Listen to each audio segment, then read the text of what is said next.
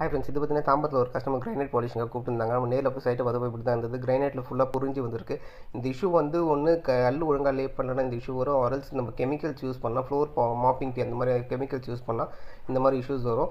So இது வந்து நம்ம ஃபுல்லாகவே கரைச்சி கிரைண்ட் பண்ணி எப்பாக்சி போடணும். இது எப்பாக்சி போட ஸ்டார்ட் பண்ணியிருக்காங்க. கல்லில் வந்து 60 பேட் போட்டு நம்ம கரைச்சி ஒரு சமமாக கொண்டு வந்திருக்கோம். அதுக்கப்புறம் அது மேலே எப்பாக்சி போடுவாங்க. எப்பாக்சி போட்டு முடிச்சுட்டு அண்டு பார்த்திங்கன்னா நம்மளுக்கு இந்த ஃப்ளோர் வந்து ஒரு நாள் ஃபுல்லாகவே காயணும். காஞ்சிட்டு அப்புறம் நம்ம மற்ற பேட் போட்டு கிரைண்ட் பண்ணிவிட்டு பாலிஷிங் ப்ராசஸ் ஸ்டார்ட் பண்ணணும். இப்போ தான் பாலிஷிங் ப்ராசஸ் ஸ்டார்ட் பண்ணியிருக்காங்க. அந்த மைனூட்டான ஹோல்ஸுமே நம்ம கரைச்சி எடுத்து இல்லை கல் லெவலுக்கு மட்டமாக்கிட்டோம்.